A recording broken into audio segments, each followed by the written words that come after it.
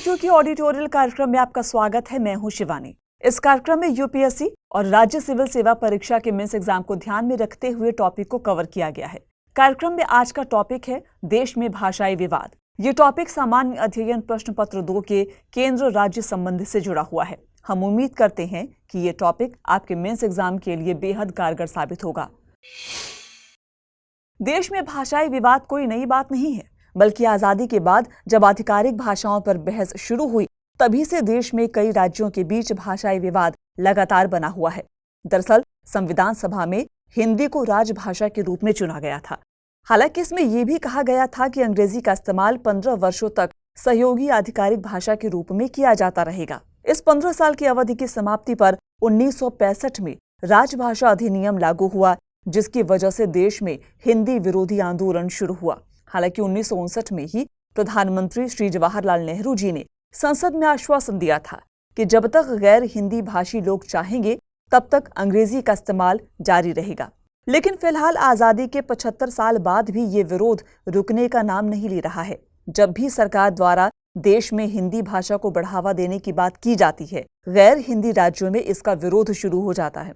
इन राज्यों का मानना है कि ऐसा करके सरकार उनके ऊपर हिंदी भाषा को थोप रही है। पिछले साल राजभाषा संबंधी संसदीय समिति की सिफारिशों के विरुद्ध गैर हिंदी राज्यों में काफी विरोध देखा गया। दरअसल इस समिति की रिपोर्ट में सिफारिश की गई थी कि हिंदी भाषी राज्यों में उच्च शिक्षा के केंद्रीय संस्थानों में शिक्षा के माध्यम के रूप में हिंदी और अन्य राज्यों में क्षेत्रीय भाषाओं का इस्तेमाल किया जाए। आखिर क्या है ये पूरा विवाद, और आजादी के 75 साल बाद भी ये विवाद थमने का नाम क्यों नहीं ले रहा है?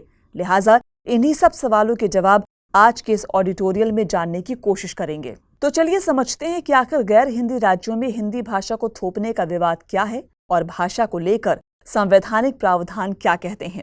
इसके अलावा हम समझेंगे कि त्रिभाषा फॉर्मूला इस बारे में क्या कहता है, साथ ही सरकार को क्या कदम उठाने की जरूरत है। लेकिन सबसे पहले गैर हिंदी भाषी राज्यों में हिंदी भाषा को थोपने के विवाद पर एक नजर डालते हैं। हिंदी दुनिया की सबसे ज्यादा बोली जाने वाली भाषाओं में से एक है, लेकिन अपने ही देश में ये राष्ट्रभाषा के अस्तित्व के लिए लड़ाई लड़ रही है। ये विडंबना ही है कि हिंदी को जब भी राष्ट्रभाषा बनाने की बात हुई है, इसके विरोध में स्वर उठने लगते हैं। दरअसल ये विरोध कोई नया नहीं है, बल्कि आजादी से पहले का है। तमिलनाडु में हिंदी को लेकर विरोध 1937 से ही है, जब सी राजगोपालाचारी की सरकार ने मद्रास प्रांत में हिंदी को लाने का समर्थन किया था। लेकिन उस समय भी इसका काफी विरोध किया गया था। इस विरोध ने हिंसक रूप ले लिया था और उसमें 2 लोगों की मौत भी हो गई थी। इसके अलावा साल 1965 में भी जब राजभाषा अधिनियम लागू हुआ, उस समय भी हिंदी विरोधी आंदोलन शुरू हो गया था। हालांकि 1959 में ही तत्कालीन प्रधानमंत्री श्री जवाहरलाल नेहरू ने संसद में आश्वासन दिया था कि जब तक गैर हिंदी भाषी लोग चाहेंगे तब तक अंग्रेजी का इस्तेमाल जारी रहेगा। गैर हिंदी भाषी राज्यों में, खासकर साउथ के राज्यों में हिंदी को लेकर बढ़ते विरोध को समझें, उससे पहले ये समझ लेते हैं कि देश में अन्य क्षेत्रीय भाषाओं की तुलना में हिंदी की स्थिति क्या है।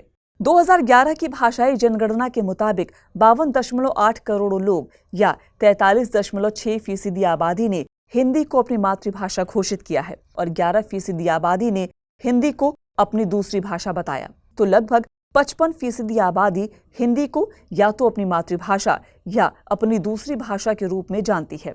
वहीं 9.72 करोड़ लोग या 8% जनसंख्या के साथ बंगाली भारत में दूसरी सबसे ज्यादा बोली जाने वाली भाषा है।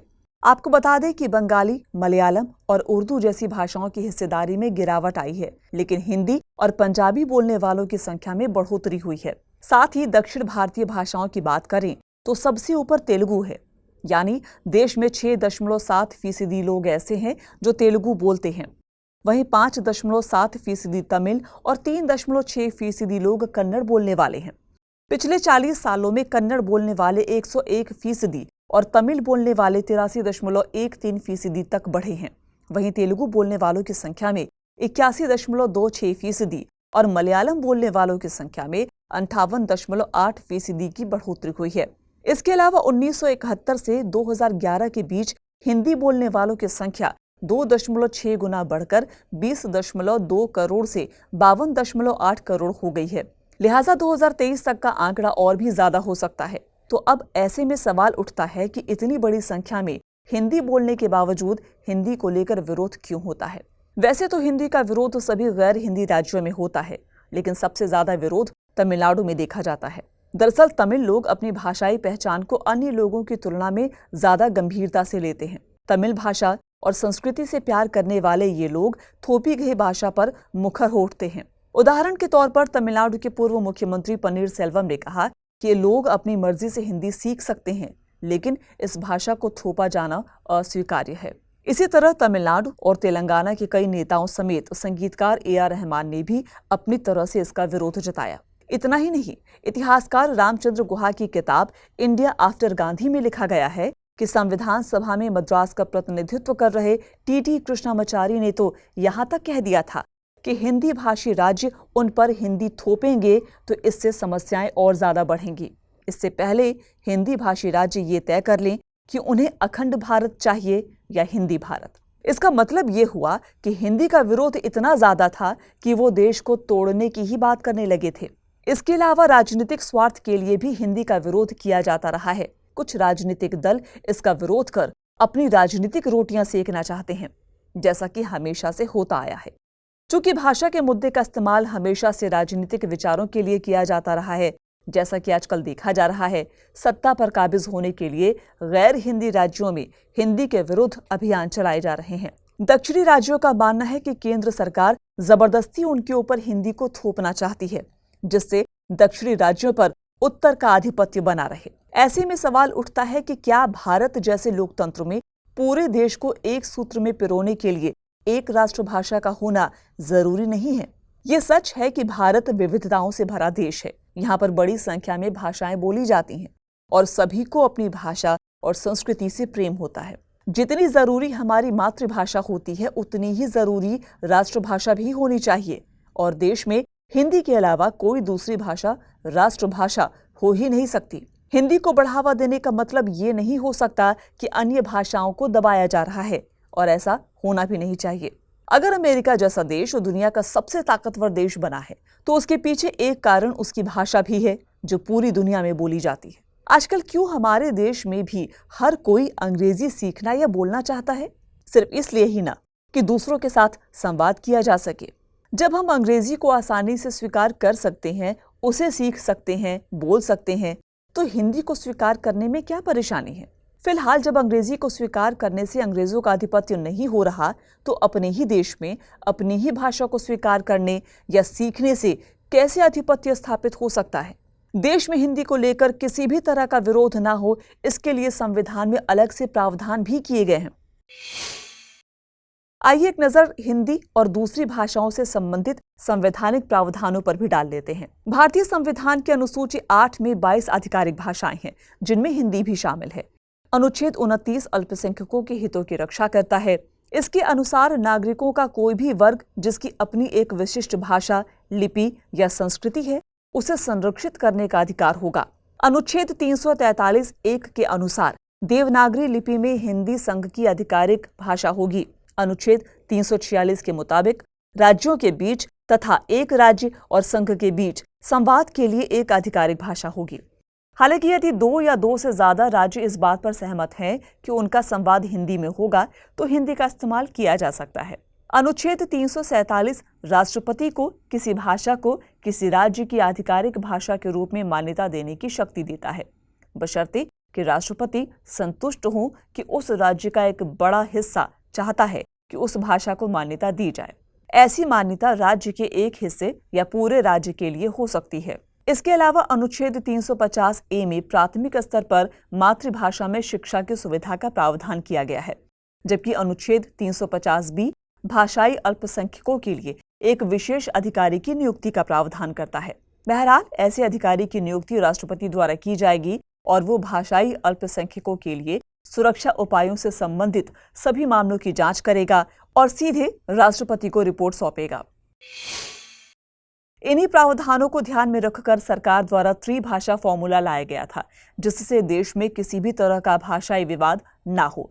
1968 की राष्ट्रीय शिक्षा नीति के अनुसार त्रिभाषा फॉर्मूला का अर्थ है हिंदी और अंग्रेजी के अलावा एक तीसरी भाषा जो आधुनिक भारत की होनी चाहिए, जैसे कि तमिल, तेलुगु या अन्य कोई भाषा, और इसका इस्तेमाल हिंदी भाषी राज्यों में शिक्षा के लिए किया जाना चाहिए। जिन राज्यों में हिंदी प्राथमिक भाषा नहीं है, वहां हिंदी के साथ साथ क्षेत्रीय भाषाओं और अंग्रेजी का भी प्रयोग किया जाएगा।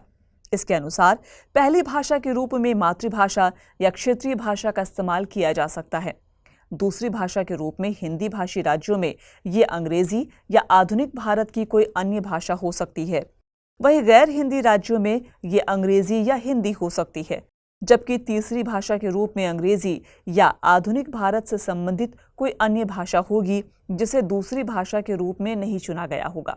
तो इस तरह से त्रिभाषा फॉर्मूला देश में भाषाई विवाद को खत्म कर एक बैलेंस स्थापित करने की बात करता है। इसके अलावा ये न केवल हिंदी बल्कि क्षेत्रीय भाषाओं को भी प्रमोट करने की बात करता है, और नई शिक्षा नीति में भी त्रिभाषा फॉर्मूला को अपनाया गया है। तो आगे क्या करने की जरूरत है, इस पर भी नजर डालते हैं। भारत बहुभाषी देश है जहां अलग अलग क्षेत्रों की अलग अलग भाषाएं और बोलियां हैं। उनमें से किसी का भी महत्व हिंदी से कम नहीं है, लेकिन राष्ट्रीय स्तर पर कोई एक ऐसी भाषा नहीं है जिसे सभी राज्यों या इलाकों को जोड़ने वाली कही जा सके। हालांकि अतीत में भाषा को लेकर जिस तरह के विवाद हो चुके हैं, उनके मद्देनजर हिंदी को बढ़ावा देते वक्त ये भी ध्यान रखना होगा कि इसकी वजह से दूसरी भाषाओं पर कोई नकारात्मक असर न पड़े। संविधान की 8वीं अनुसूची के अंतर्गत सभी भाषाओं के साथ समान व्यवहार किया जाना चाहिए, जिससे किसी को भी ये न लगे कि उनकी मातृभाषा या संस्कृति को दबाया जा रहा है। केरल के मुख्यमंत्री ने विशेष रूप से कहा है कि प्रतियोगी परीक्षाओं के प्रश्न पत्र सभी भाषाओं में तैयार किए जाने चाहिए, जबकि तमिलनाडु के मुख्यमंत्री के मुताबिक केंद्र सरकार को सभी भाषाओं को बढ़ावा देने और सभी भाषाओं को बोलने वालों के लिए समान शिक्षा और रोजगार के अवसर देने चाहिए। समय समय पर 1950 के दशक के मध्य में पंडित जवाहरलाल नेहरू से लेकर बाद के नेताओं ने भी तमिलनाडु के लोगों को आश्वासन दिया कि हिंदी को थोपा नहीं जाएगा। तो सरकार को इस तरह के कदम उठाने होंगे जिससे उन्हें ऐसा न लगे कि उनके ऊपर हिंदी को थोपा जा रहा है। किसी भी एक भाषा या संस्कृति को दूसरी भाषा या संस्कृति पर थोपकर आगे नहीं बढ़ाया जा सकता, बल्कि सह अस्तित्व के साथ ही आगे बढ़ा जा सकता है। त्रिभाषा फॉर्मूला को न्याय संगत तरीके से लागू किया जाना चाहिए, क्योंकि ये हिंदी और अन्य भारतीय भाषाओं के साथ एक बैलेंस स्थापित करता है। इसके अलावा गैर हिंदी राज्यों को पूरी तरह भरोसे में लेना होगा कि उनके ऊपर हिंदी को थोपा नहीं जा रहा, बल्कि उनकी अपनी मातृभाषा को बढ़ावा दिया जा रहा है। अनेकता में एकता सदैव भारत की ताकत रही है। इसीलिए भाषा से जुड़ी पहचान और भारत के एक संघीय राज्य होने के संदर्भ में केंद्र और राज्यों दोनों को सहकारी मॉडल का पालन करना चाहिए और भाषाई आधिपत्य या अंधराष्ट्रवाद से बचना चाहिए। लिहाजा इसमें राज्यों के लीडर्स और धार्मिक गुरुओं की महत्वपूर्ण भूमिका हो सकती है। उन्हें आगे आकर आह्वान करना होगा कि देश की एकता और अखंडता के लिए एक राष्ट्रभाषा का होना कितना जरूरी है, और ये भाषा उनकी मातृभाषा को न तो खत्म करेगी न ही उसका स्थान लेगी। इस तरह से अगर मिलजुल कर आगे बढ़ें तो शायद देश में होने वाले भाषाई विवाद से बचा जा सकता है। आइए अब एक सवाल नोट कर लेते हैं। क्या सरकार को प्रशासनिक कामों के लिए केवल हिंदी और अंग्रेजी तक ही सीमित नहीं रहना चाहिए, बल्कि अधिक स्थानीय भाषाओं को शामिल करने पर विचार किया जाना चाहिए? चर्चा कीजिए। उम्मीद है कि आज का ये टॉपिक आपकी परीक्षाओं के लिहाज से आपके लिए बेहद कारगर साबित होगा।